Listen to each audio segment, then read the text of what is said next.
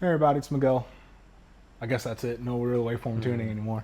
So yeah, I want to give you guys an update on the Tesla build. So long story short, as everyone knows, Bree and I moved to College Station, Texas, and big change of plans happened mainly because she has a lot of studying to do and volunteering and shadowing, and we just need two cars. So unfortunately, I had to cancel with Russ from Octave only because of that, just because it was all time. So instead, Matt Kim from Audio and Reach, he's like an hour away from me now. He was in New York, now he's over here in, I guess, hot weather Texas. Yep. Everyone up there is like freezing, and we're just like enjoying life in like t-shirts and whatnot. So yeah, we want to kind of show you guys what has been happening in the past 5 days, essentially. About 5 days of work. About 5 days of work. Yeah. Like I mentioned earlier, it is very time crucial, this build, because we need both cars. So the amount of time it can be down without operating is like minimal. So there's not gonna be a lot of updates. It's just gonna be enough to like keep you guys like entertained. And as the build progresses, I'll kind of just continue updating you guys. But I'm not gonna show you guys it's not even finished, but like, what do you say, 50% of the amp rack? Yeah. About that. So I'm gonna pass it over to Matt, and then we're gonna kind of show you how it started, because if you guys don't know Audio and Reach, he does remote services where you can like 3D scan other vehicle, like similar vehicles to yours, and then you can like create pillars, sail panels, pretty much anything, right? Mm-hmm. Yeah, pretty much anything. So yeah, his CAD skills and scanning skills are absolutely insane. It's been a pleasure to be able to like actually see that in real time and help him, throughout this entire build. So I'm gonna turn the camera around, and then we're gonna kind of walk you guys through that. So 2 seconds. All right, everybody. So here is, well, I'll just let Matt kind of just talk. So what software is this, Matt? So this is SolidWorks. Okay. That's what I use for my CAD modeling. So what you see here is a 3D scan of the front tub in the Model Y. So we started with this just to get an idea of the space we're working with. And also, we got a scan of the hood. That way we know how much height we have to deal with. So you can see here a little split view. This green portion is the bottom of the hood, and you can see the center there. We got a lot of extra room from that. Yeah, what'd you say, about another like 5-6 inches, if not more? Yeah. Yeah, we got a good amount of room from there, which allowed us to do some pretty creative stuff you guys will soon shortly see. Yeah, so right here, got a floating little device here. There we go. That little cheap thing. Yep. So this breaks the actual plane, and it floats above the tub. It kind of becomes the centerpiece of the build here.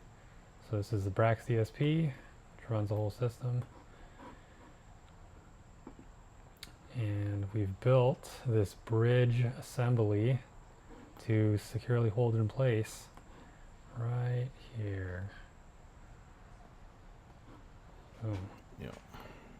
So this assembly here provides structure for the Brax DSP, also gives us wire routing channels through the center here, and you can see here through the bottom, these RCAs will tuck right under and get organized down here. And then we've also got our wiring channel for RCAs and speaker wire on both sides. Wanted to keep it as symmetrical as possible and organized going to each amplifier. Yep. I got some special loom from Germany. I wanted to keep the German theme because pretty much everything up front is German made. So I got some loom from Germany. I think it's MDCP. Don't quote me on that. But here, I'll show you real quick. So here are all the different looms that I ended up getting. So we wanted to show some of that off. So Matt designed the bridge. So essentially it's almost like a press fit in there. So it really highlights those speaker wire and RCA's runs without looking like there's a million zip ties in the way. Yeah, so that's the, I guess you'd consider that the back side. And the front side, you've got corresponding trim here that'll hold the other amplifiers. So these little platforms in blue are what bridge across and hold the rest of the amps, which I will show you now. So we've got a few acrylic platforms that we routed out. These are connecting the two pieces together and also providing a little platform for the amps to sit on.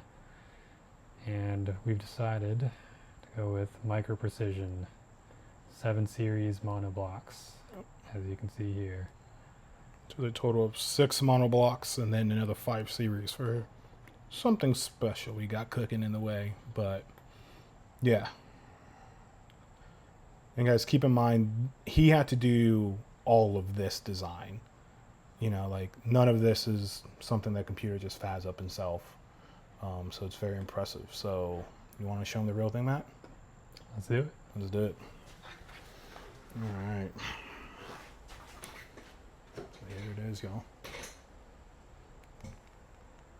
Let me see if I can move this light for y'all real quick. There we go. That's better. There we go.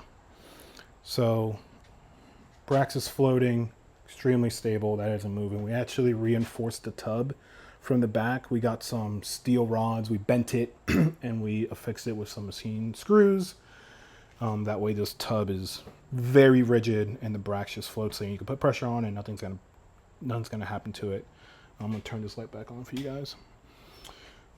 So 1, 2, 3 is gonna be for technically the right side, left side if viewing from the camera. 1, 2, 3 going to the driver's side, and then lastly you got the 5 series around the middle.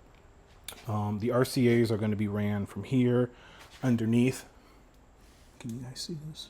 Yeah, so it's going to go like right in there, and it's going to flow downwards. And then you have these. This is what was created, and that's going to go inside and come out on this end and be able to plug through. But yeah, guys, it's not 100% done yet. We just got to a point where everything is finished. We sanded all the 3D printed pieces. We painted them. We also textured this. I'm not sure if it's gonna show up in camera, but that's textured to match the texture on this. We did it best we can.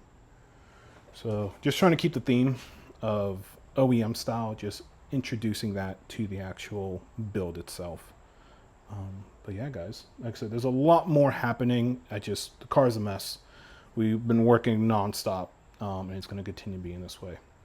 Let me turn this camera around for you guys real quick. But yeah, what else you got, Matt? Got anything else? For now, that's it. That's it, y'all. Stay updated.